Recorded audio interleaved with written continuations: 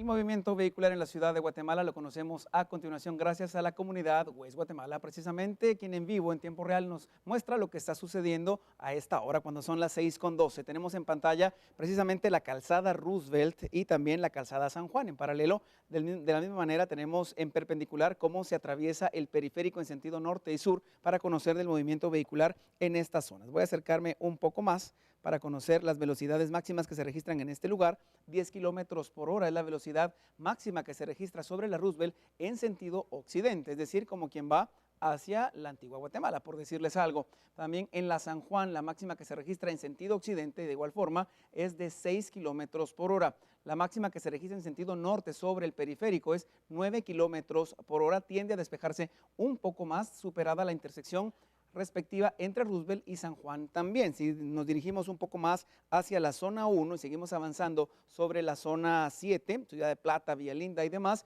vemos cómo la velocidad se aligera un poco. 31 kilómetros por hora es la máxima que se percibe a la altura del auxiliar periférico norte y cuarta calle. Seguimos avanzando sobre la colonia Centroamérica, por ejemplo.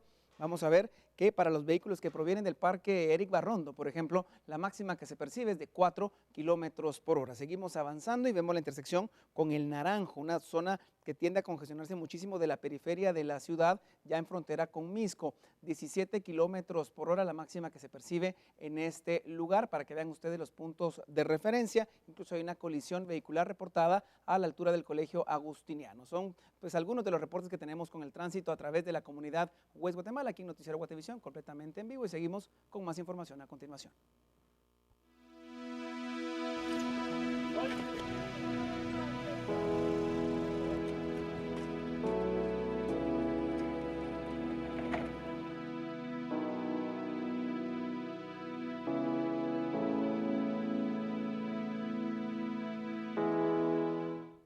Y luego de que la Coordinadora Nacional para la Reducción de Desastres, CONRED, señalara que la tragedia en el Cambrai 2 se pudo evitar, ya que ellos desde el año 2008 habían advertido que el lugar donde se encontraba la comunidad estaba en riesgo y que el último aviso a las autoridades fue en noviembre del año 2014, que fue cuando declaró el lugar como una zona de alto riesgo. El Ministerio Público inició las investigaciones por la tragedia en el área y se ha conformado un equipo para poder determinar las responsabilidades por no haber accionado los avisos de las autoridades dados en su momento. Los informes de riesgo de CONRED no son vinculantes ni existen medidas coercitivas contra quienes ignoren las alertas de riesgo que hace la institución, por lo que deducir responsabilidades en este momento por la tragedia es casi imposible. Así es, las opiniones técnicas y de prevención de la Coordinadora Nacional para la Reducción de Desastres CONRED en este momento no son vinculantes para prevenir o mitigar algún tipo de riesgo habitacional como el ocurrido en el Cambrai 2. El Centro de Estudios Urbanos y Regionales pide que estos sean vinculantes y se puedan prevenir tragedias como la ocurrida el pasado jueves y que ahora enluta al país. También el SEGUR indica que hay que investigar si la municipalidad notificó a los vecinos que vivían en el área sobre el riesgo que corrían al habitar en esa zona y que también se haya dado una alternativa a los vecinos para salir de ese lugar y evitar la tragedia. Algo que el SEGUR señala seguramente no ocurrió y con lo que hoy se lamentan las pérdidas humanas. La responsabilidad directa en este momento se le transfiere a la falta de política de vivienda social, señala el SEGUR, y que también instituciones de gobierno como el Viceministerio de Vivienda Social a través de subsidios no haya trasladado o asegurado la vida de estas personas, dándoles una alternativa de vivienda, y también si la Municipalidad de Santa Catarina Pinula en este caso permitió la construcción a través de licencias en la zona. Es importante indicar que de acuerdo al SEGUR hasta el momento no se puede dar una responsabilidad directa o tomar una medida coercitiva contra alguien por la tragedia ocurrida, pero todo esto puede prevenirse si se plantea una política de vivienda social.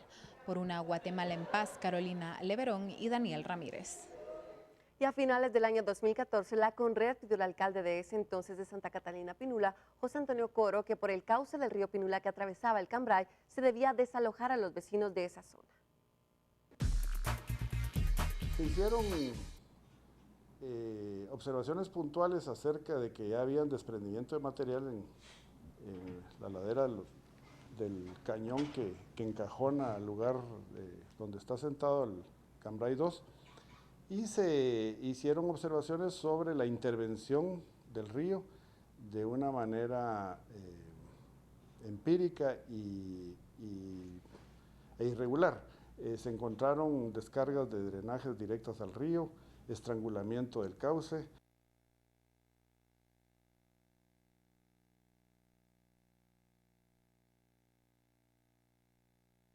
A pesar de las controversias que han surgido en torno a las acciones que la Conred y los equipos de rescate han tomado respecto al derrumbe en el Cambrai 2, expertos locales e internacionales en materia de desastres califican como positivos los protocolos seguidos. Desde México hasta Panamá, absolutamente todos los países han ofrecido ayuda técnica y humanitaria a Guatemala por el derrumbe ocurrido en el Cambrai 2. Pero han sido pocas las puertas que se han abierto, lo cual ha generado una serie de críticas a esta medida. Sin embargo, al consultarlo con el Centro para la Prevención de Desastres en Centroamérica, consideran que toda esta ayuda debe ser canalizada a través de la Cancillería y a través de Conred. De lo contrario, lejos de generar un beneficio, toda esta ayuda internacional podría interrumpir o estropear las labores de rescate en el lugar. Por su parte, la delegada de Naciones Unidas en Guatemala considera que, aunque la ayuda internacional hubiese sido solicitada el mismo jueves a la medianoche, esta no habría llegado sino hasta después del viernes al mediodía, y para ese entonces, por la magnitud del desastre, era casi imposible encontrar sobrevivientes, por lo que considera la Conred y las autoridades de rescate en Guatemala han actuado de la forma pertinente respecto a este desastre. Por una Guatemala en paz, Lourdes Hércules y Rafael Ovalle. Y decenas de personas continúan afuera de la morgue provisional del INASIF en Santa Catarina Pinula a la espera de poder reconocer a sus familiares. Hasta el momento, las autoridades han reportado más de 280 solicitudes de búsqueda de personas que siguen desaparecidas desde el jueves por la noche. Los familiares de las víctimas mortales solicitan a los cuerpos de socorro que encuentren los cuerpos para poder darles cristiana sepultura. La mayoría de mi familia no ha aparecido todavía. Faltan 15 de la primera familia y 28 de la segunda. Y no han aparecido. Está muy tardado y la verdad que nosotros lo que queremos es pues, que se ponga un poquito la mano en la conciencia, ¿verdad? Para entregarnos los cuerpos, porque muchos dicen, hay muchos cuerpos ahí sin reconocer, pero si no lo dejan pasar a uno, ¿cómo va a reconocer? Nosotros sí queremos dejarlos para decir, aquí están, no.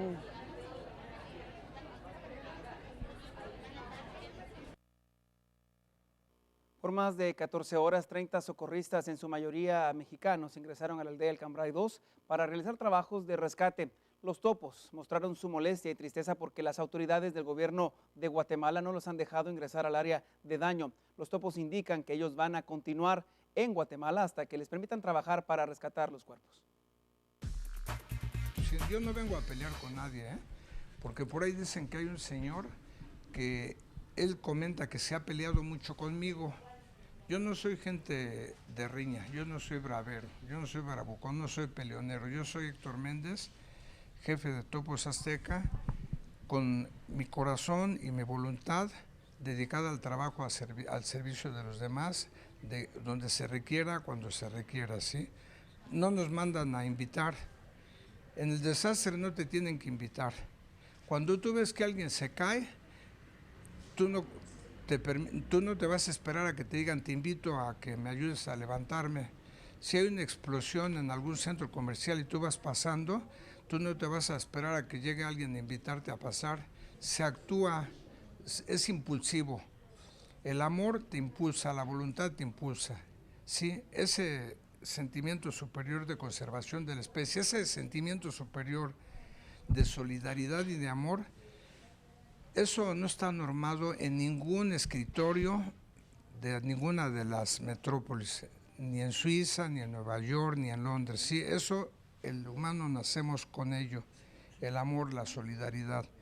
Quiero que la gente de Guatemala, quiero que todo el mundo se entere que Topos Azteca estamos aquí presentes, aquí estamos solidarios Bueno, y si no nos dejan pasar a trabajar, bueno, sería cosa de que ustedes le pregunten a la gente que no nos deja por qué. Nosotros aquí estamos esperando, nosotros estamos listos, nosotros estamos con nuestro corazón, nuestra voluntad y nuestros brazos. ¡Viva Guatemala! Y las calles y avenidas de Pinula se han convertido en el área de traslado de víveres del movimiento de grupos de socorro y grupos de ayuda a niños y a familias completas que han perdido un ser querido. En los albergues se pueden escuchar una serie de historias como las de este joven que perdió a sus sobrinos. Una de ellas esta semana iba a cumplir 15 años y su familia tenía planificada una gran fiesta. Gracias, compañeros, muy buenas tardes. Me encuentro en uno de los albergues a pocos metros de la aldea Cambrai, donde los cuerpos de socorro continúan realizando la búsqueda y rescate. A mi lado se encuentra una de las personas que se ha presentado a estos albergues, quien pues lamentablemente perdiera a varios de sus seres queridos en este socavamiento de tierra. Que nos contaras un poco cómo han sido las horas de angustia, las horas de tristeza que han pues pasado ustedes junto a su familia. Pues estamos muy tristes, ¿verdad?, por todo lo que está pasando. Ahí sí que seres queridos, familiares, ahí sí toda la gente que yo conocía. Yo tengo 23 años, desde que yo tengo memoria yo nací ahí, crecí ahí, conozco a toda la gente que está aquí todavía con nosotros, apoyándonos unos a los otros, estando yendo a sus velorios de los familiares que ellos tienen, así como el de nosotros, y estamos igual en